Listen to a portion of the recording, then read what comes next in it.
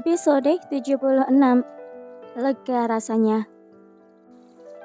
Gelodak.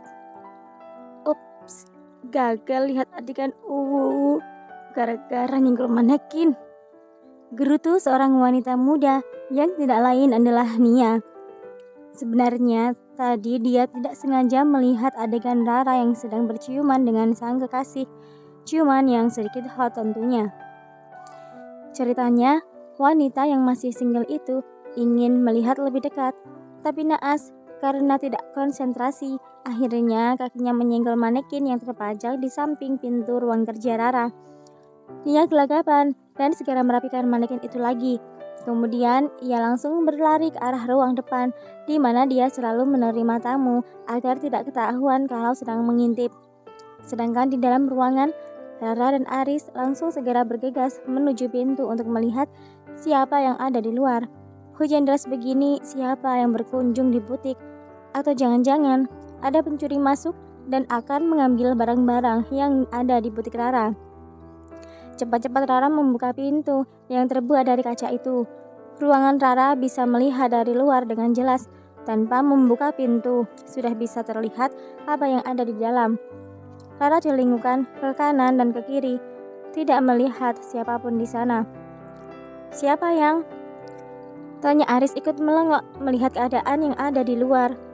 Bukannya keluar dan mencari tahu apa yang terjadi, Aris hanya berani melihat dari balik punggung Rara. Kenapa kamu malah di belakang? Sana lihat, ada siapa di luar?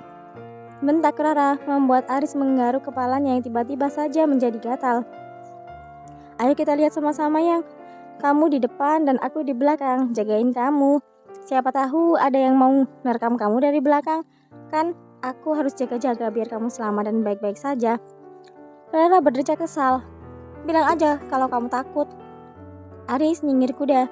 Tentu saja dia bukan takut beneran, tapi memang modus ingin nempel-nempel dengan Rara seperti di belakangnya saat ini. Jeder. Suara petir menggelegar.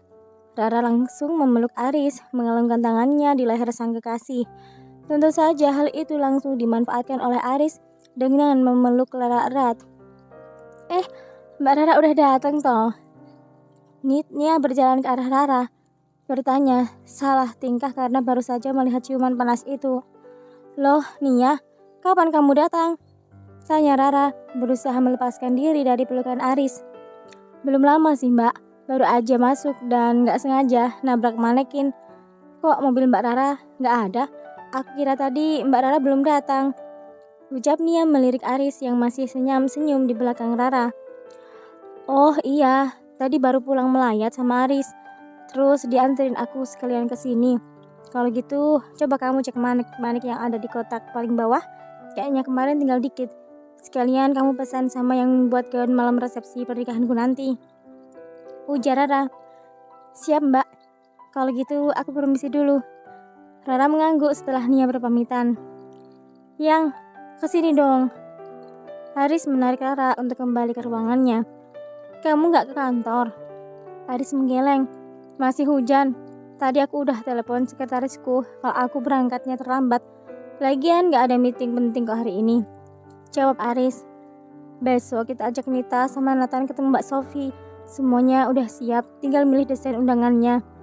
Ucap Rara menundukkan tubuhnya di sofa ruang kerjanya. Iya, tapi Nathan kan masih berduka.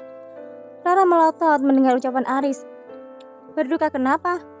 Kalau karena meninggalnya Sylvia, aku rasa Nathan udah ikhlas banget tuh.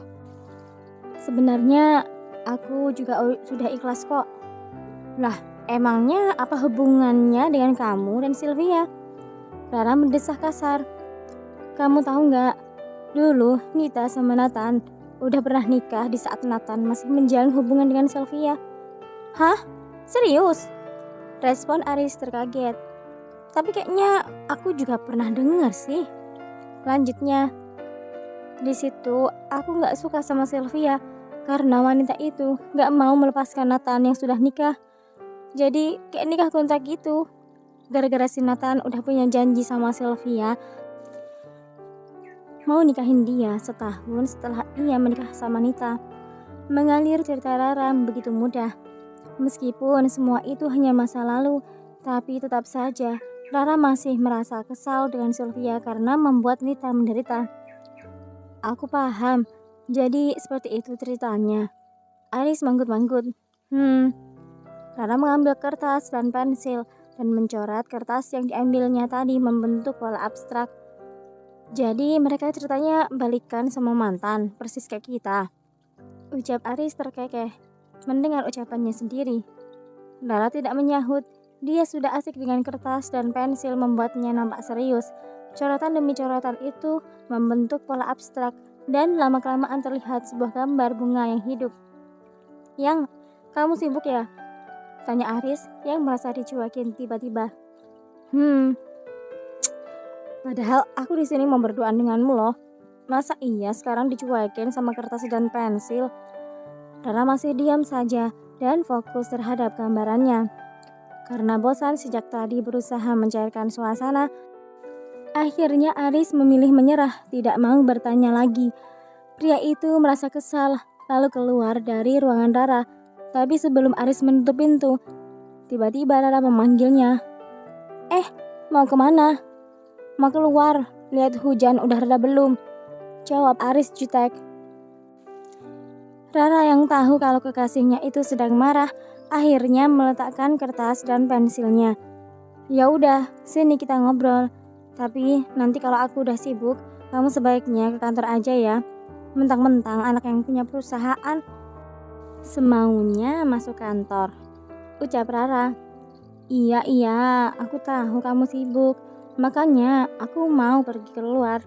Tapi kalau sekarang kamu ngajak aku ngobrol berduaan, tentu aja aku gak nolak. Jawab Aris membuat Rara menggelengkan kepalanya. Nathan menyerahkan surat yang sudah dibacanya kepada Nita. Dia merasa lega akhirnya Sylvia mau mengikhlaskannya untuk bersama Nita, bahkan mendoakan kebahagiaannya. Gimana perasaan kamu? Tanya Nita. Nathan tersenyum dan langsung menggenggam tangan sang istri. Aku merasa sangat lega. Rasanya semua beban di pundakku terangkat. Apalagi Sylvia juga udah tenang di sana. Aku merasa kasihan kalau dia harus menahan sakit di akhir hidupnya. Jadi sepertinya kepergiannya adalah yang terbaik karena dia sudah tidak merasakan sakit lagi. Jawab Nathan tanpa beban. Nita sampai melongo mendengar ucapan sang suami yang malah seakan-akan merasa lega karena Sylvia meninggal. Ya, lega karena mungkin sudah tidak ada yang mengganggu mereka. Mungkin Nathan merasa sedikit takut kalau suatu saat nanti Sylvia akan datang mengganggu rumah tangga mereka. Meskipun Nathan akan tetap mempertahankan kapal yang terkena badai. Jadi kamu gak nyesel kan? Nyesel kenapa? Nathan mengerutkan keningnya. Bukan apa-apa. Yang penting sekarang kamu kerja. Aku jaga malam. Jawab Nita tertawa kecil. Bersambung.